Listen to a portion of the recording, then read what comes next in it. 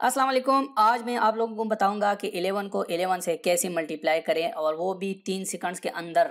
तो इसका सिंपल सा जवाब है 11 को अगर हम 11 से मल्टीप्लाई करते हैं तो इसका जवाब 121 आता है। इसी तरह 11 को अगर हम 33 से मल्टीप्लाई करें तो इसका आंसर 363 आता है।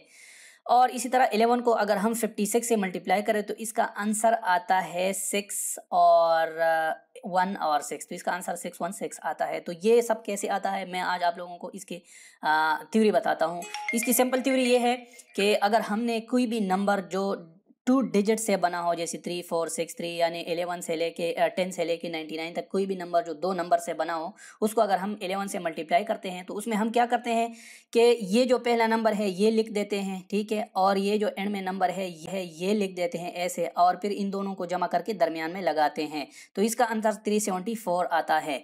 इसी तरह अगर 6 और 3, इसी तरह अगर हम 11 यानी 63 को अगर 11 से मल्टीप्लाई करें तो इसका आंसर क्या आएगा। इन दोनों को हम लिखेंगे एज इट इज 6 लिखेंगे और 3 लिखेंगे, और इसके दरमियान में क्या लिखेंगे, इन दोनों का सम लिखेंगे। इस नंबर और इस नंबर का सम क्या है, 6 और 3 9 है।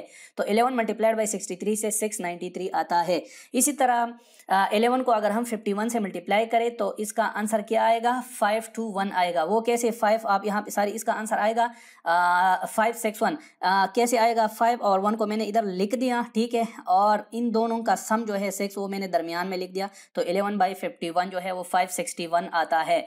इसी तरह अगर मैं इसको दोबारा लिख दूं, यहाँ पे मैंने यहाँ पे 6 लिख दिया, लेकिन इन दोनों का सम अगर कहीं 9 से बढ़ जाता है तो फिर हम उसमें क्या करेंगे, 5 और 6 11 बनता है। तो मैं इस तरह करूंगा, ये लास्ट वाला हिस्सा जो है वो मैं यहाँ पे लिखूंगा, और 5 और 6 जो है उससे 11 आता है, उसमें से मैं एक हिस्सा इधर लिखूंगा और एक 1 को जो है वो कैरी करूंगा, वो इसके साथ ऐड करूंगा, तो इसको 6 कर दूंगा। तो ये 616 हो गया, ठीक है। इसी तरह अगर हम 11 को 73 से मल्टीप्लाई करें तो 3 हम इधर लिखेंगे, ठीक है, और 3 और 7 जब जमा हो जाता है तो वो ये दोनों जब जमा हो जाते हैं तो 3 और 7 10 बनता है। तो 10 का सिफर मैं इधर लगाऊंगा और 1 को कैरी करके इसके साथ ऐड करूंगा, तो इसको मैं 8 बनाऊंगा, तो ये 803 आएगा।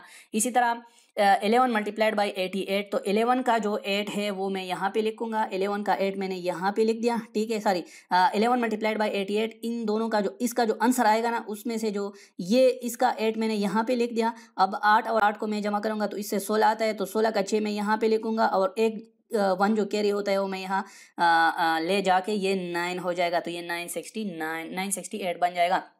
इसी तरह 11 को अगर मैं 99 से मल्टीप्लाई करूंगा तो ये 9 और ये 9 सपोज मैं लिख देता हूं, लेकिन इन दोनों को जब मैं जमा करता हूं तो 9 और 9 तो 18 बनते हैं। तो 9 और 9 से 18 बनता है, तो 9 और 9 का एडिशन जब 18 बनाता है तो उसका मैं 8 इधर लिखूंगा और 1 को यहाँ पे कैरी करूंगा, तो इस 1 को 9 के साथ ऐड करूंगा तो ये 10 बन जाएगा, ठीक है। तो इस 9 की फिर लिखने की ज़रूरत नहीं है, तो लिहाजा ये 10 हो जाएगा। इसी तरह मेरे ख्याल में आप इसको सिंपली कर सकते हैं। अब मैं सपोज एक और एग्जांपल ले लेता हूँ। 11 को अगर मैं 68 से मल्टीप्लाई करता हूँ तो इसका आंसर क्या आएगा, ठीक है।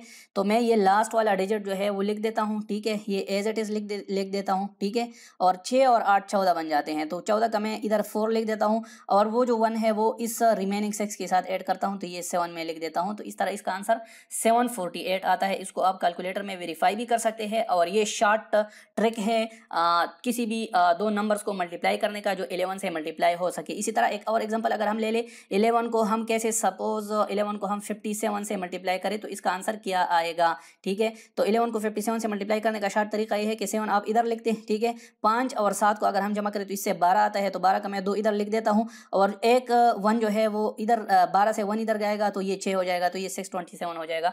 तो इसी तरह ये शॉर्ट ट्रिप है आप लोगों के साथ मैंने शेयर किया, इसको आगे भी दोस्तों के साथ दी कॉन्सेप्ट एकेडमी को आप लोग सब्सक्राइब करें और फॉलो करें, और इंशाल्लाह इसी तरह मजीद ट्रिप्स में आप लोगों के साथ शेयर करूंगा, और आप लोग उस वक्त stay tuned. Thank you, bye bye.